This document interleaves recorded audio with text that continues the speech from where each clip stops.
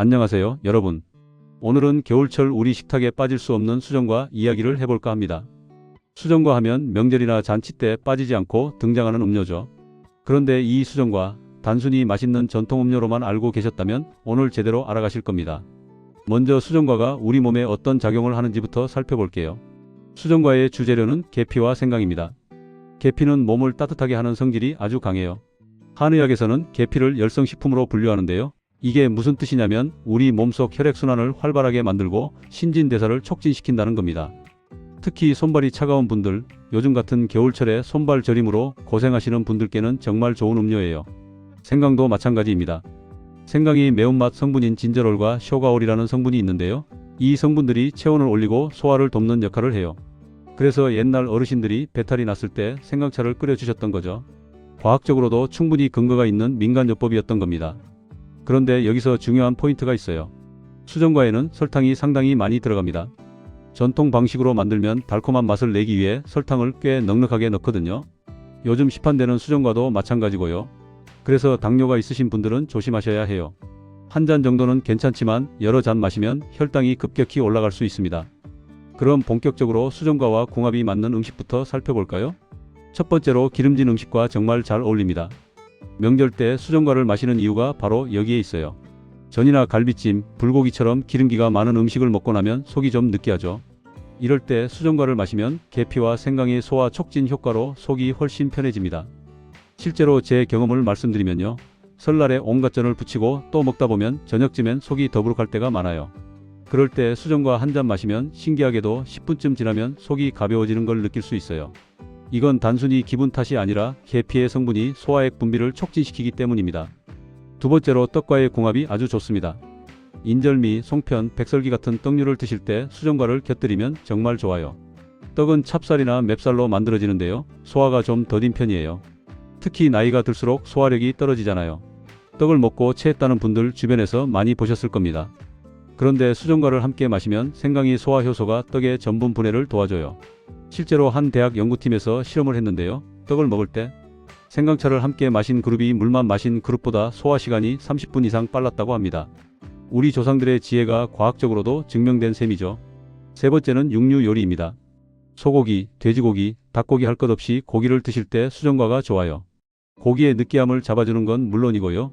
계피에 들어있는 항산화 성분이 고기를 구울 때 생기는 유해 물질을 어느 정도 중화시켜준다는 연구 결과도 있어요. 특히 나이 드신 분들은 고기를 먹으면 소화가 잘 안 되는 경우가 많은데 수정과가 정말 도움이 됩니다. 제가 아는 한 어르신은 고기 드실 때마다 꼭 수정과를 챙겨 마신다고 하세요. 처음엔 그냥 입맛에 맞아서 그러시나 했는데 알고 보니 그렇게 하면 속이 편하다는 걸 경험으로 아신 거더라고요. 60년 넘게 살아오시면서 몸으로 터득하신 거죠. 네 번째로 튀김 요리와도 궁합이 좋습니다. 치킨, 돈가스, 생선튀김 같은 걸 먹을 때요. 튀김은 기름을 많이 머금고 있어서 칼로리도 높고 소화도 부담스럽죠. 이럴 때 수정과의 따뜻한 성질이 기름기를 분해하는데 도움을 줘요. 찬물보다는 따뜻한 수정과를 마시는 게 훨씬 효과적입니다. 다섯 번째는 의외로 해산물 요리예요. 특히 게장이나 간장게장 같은 음식과 잘 맞아요. 해산물은 성질이 차가운 편인데요. 계피와 생강의 따뜻한 성질이 이걸 중화시켜줍니다. 한의학에서 말하는 음양의 조화라고 볼 수 있죠. 생선회를 먹을 때도 수정과를 곁들이면 좋은데요. 생선의 비린내도 잡아주고 차가운 성질도 보완해줍니다. 여섯 번째는 나물 요리입니다. 시금치나물, 콩나물, 고사리나물 같은 걸 드실 때 수정과가 어울려요. 나물은 섬유질이 풍부해서 건강에는 좋지만 가끔 가스가 차는 분들이 있어요. 수정과의 생강 성분이 장 운동을 도와서 이런 불편함을 줄여줄 수 있습니다. 그리고 곶감과의 조합도 빼놓을 수 없죠. 수정과 위에 곶감을 띄워 먹는 건 전통적인 방식이잖아요. 곶감의 단맛이 수정과의 알싸한 맛과 어우러지면서 맛의 균형을 맞춰줘요. 곶감은 비타민어가 풍부하고 변비 예방에도 좋은데요. 수정과와 함께 먹으면 영양학적으로도 훌륭한 조합이 됩니다. 이제 반대로 수정과와 잘 맞지 않는 음식들을 알아볼까요? 이 부분이 사실 더 중요할 수 있어요. 잘못된 조합으로 몸에 무리가 갈 수 있거든요. 첫 번째로 조심해야 할 건 매운 음식. 김치찌개, 떡볶이, 매운탕 같은 거요. 계피와 생강 자체가 이미 몸을 뜨겁게 하는 성질이 강한데 여기에 캡사이신이 가득한 매운 음식까지 더하면 체내 열이 과도하게 올라갈 수 있어요. 특히 고혈압이 있으신 분들은 더 조심하셔야 합니다. 제가 아는 분 중에 매운 떡볶이를 먹고 수정과를 마셨다가 얼굴이 붉어지고 땀이 비 오듯 쏟아졌다는 분이 계세요. 병원에 가봤더니 혈압이 평소보다 20이나 올라가 있었대요. 의사 선생님이 매운 음식과 뜨거운 성질의 음료를 함께 먹어서 그렇다고 설명해 주셨다고 합니다. 두 번째는 술입니다. 특히 소주나 위스키 같은 독한 술과는 절대 함께 마시면 안 돼요. 알코올도 몸을 뜨겁게 만드는 성질이 있는데 수정과까지 더하면 간에 무리가 갈 수 있습니다. 또 계피는 혈액순환을 촉진시키는데 알코올도 마찬가지잖아요. 두 가지가 합쳐지면 심장에 부담을 줄 수 있어요. 명절 때 보면 식사 후에 술 한잔 하시면서 수정과도 함께 드시는 분들이 계신데요. 이건 정말 좋지 않은 습관입니다. 술을 드셨다면 최소한 2시간 정도는 간격을 두고 수정과를 마시는 게 좋아요. 세 번째는 커피입니다. 요즘 식후에 커피 한잔 하시는 분들 많으시죠? 그런데 수정과를 마신 직후에 커피를 마시는 건 피하는 게 좋아요. 카페인과 계피의 성분이 만나면 심장 박동이 빨라질 수 있거든요. 특히 심장이 약하신 분들이나 부정맥이 있으신 분들은 조심하셔야 합니다. 실제로 한 연구에서 계피 성분과 카페인을 함께 섭취했을 때 심박수가 분당 10회 이상 증가했다는 결과가 나왔어요. 젊은 사람들은 큰 문제가 안 될 수 있지만 50대 이후부터는 심혈관계가 약해지기 때문에 주의가 필요합니다. 네 번째는 초콜릿이나 케이크 같은 고열량 디저트예요. 수정과 자체에 이미 설탕이 많이 들어있는데 여기에 단 디저트까지 먹으면 당 섭취량이 너무 높아져요. 한 번에 50g 이상의 당을 섭취하면 혈당이 급격히 올라갔다가 떨어지면서 피로감을 느낄 수 있습니다. 당뇨 전 단계이신 분들은 더더욱 조심하셔야 해요. 수정과 한 잔에 보통 각설탕 56개 정도의 당이 들어있거든요. 여기에 케이크 한 조각까지 먹으면 순식간에 당 섭취량이 권장량을 훌쩍 넘어버립니다. 다섯 번째는 홍삼이나 인삼차 같은 보양식품이에요. 이것도 체질을 따뜻하게 하는 성질이 강한데 수정과와 함께 먹으면 열이 과도하게 올라갈 수 있어요. 특히 여름철에는 절대 피하셔야 하고요. 겨울철이라도 함께 드시는 건 권장하지 않습니다. 제 지인 중에 건강을 위해 아침에 홍삼을 드시고 점심에 수정과를 마셨다가 코피가 났던 분이 계세요. 한의원에 가서 상담받았더니 열성식품을 너무 많이 섭취해서 그렇다는 진단을 받으셨대요. 한동안 홍삼도 끊고 수정과도 안 드셨다고 합니다. 여섯 번째는 양파나 마늘 같은 자극적인 향신료가 많이 들어간 음식이에요. 양파와 마늘도 혈액순환을 촉진하는 효과가 있는데 계피와 생강의 효과와 중복되면서 과도한 자극이 될 수 있습니다. 특히 위가 약하신 분들은 속쓰림이나 소화불량을 경험할 수 있어요. 일곱 번째는 유제품입니다. 우유나 요구르트, 치즈 같은 거요. 이건 좀 의외라고 느끼실 수 있는데요. 계피의 성분이 우유 단백질과 결합하면 소화가 잘 안 될 수 있어요. 특히 유당불내증이 있으신 분들은 더 조심하셔야 합니다. 우유를 마시면 배가 아프신 분들 계시잖아요. 그런 분들이 수정과까지 마시면 증상이 더 심해질 수 있습니다. 여덟 번째는 감귤류입니다. 귤이나 오렌지, 자몽 같은 거요. 이 과일들은 산성이 강한데 수정과의 단맛과 만나면 속이 불편할 수 있어요. 특히 역류성 식도염이 있으신 분들은 피하시는 게 좋습니다. 산성 음식과 단 음식이 만나면 위산 역류가 더 심해질 수 있거든요. 아홉 번째는 냉면이나 물냉면 같은 찬 음식이에요. 수정과는 따뜻한 성질인데 찬 음식과 함께 먹으면 위장에 혼란을 줄 수 있습니다. 특히 소화기가 약하신 분들은 배탈이 날 수 있어요. 한의학에서는 뜨거운 것과 차가운 것을 동시에 먹는 걸 굉장히 좋지 않게 봅니다. 열 번째는 아이스크림 같은 찬 디저트예요. 이것도 온도 차이 때문에 문제가 될 수 있어요. 따뜻한 수정과를 마시고 바로 아이스크림을 먹으면 치아에도 자극이 되고 위장도 갑작스러운 온도 변화에 놀랄 수 있습니다. 특히 이가 시린 분들은 정말 조심하셔야 해요. 그럼 이제 체질별로 수정과를 어떻게 마시면 좋을지 말씀드릴게요. 한의학에서는 사람의 체질을 크게 열이 많은 체질과 냉한 체질로 나눠요. 자기 체질을 알고 수정과를 마시면 훨씬 더 건강하게 즐길 수 있습니다. 먼저 몸에 열이 많은 분들이 있어요.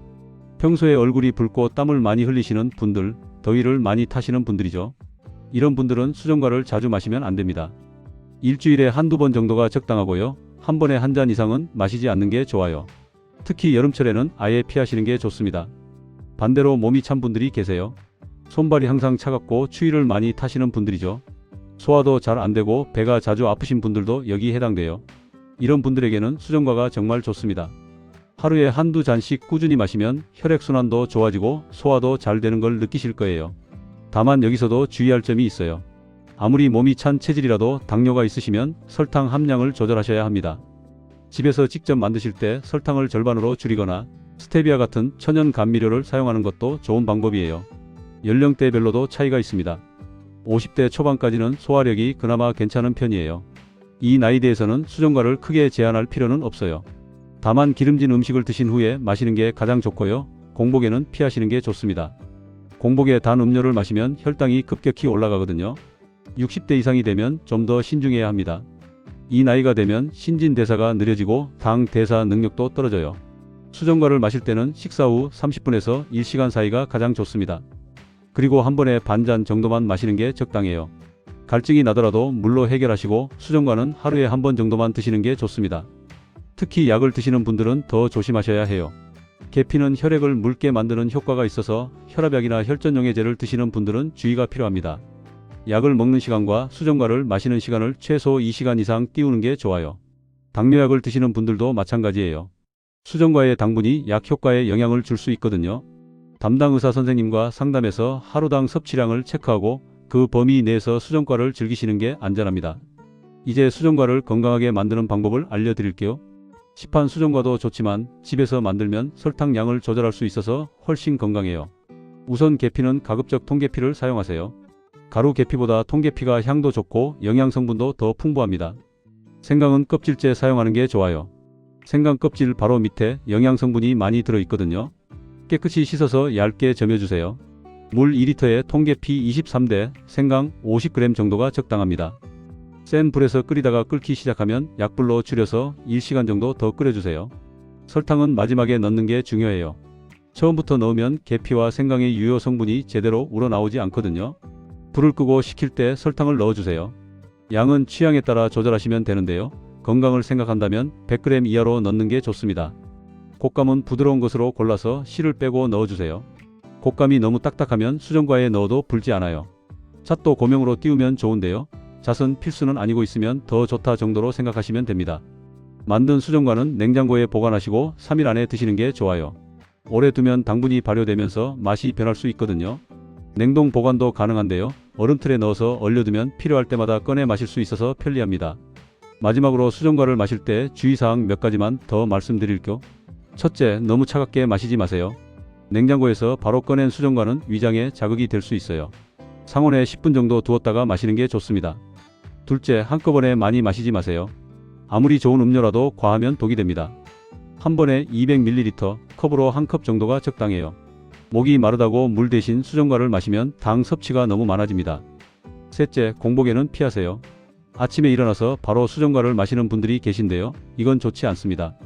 공복에 단 음료를 마시면 혈당이 급격히 올라가고 인슐린이 과다 분비되면서 오히려 더 피곤해질 수 있어요. 넷째, 운동 직후에는 마시지 마세요.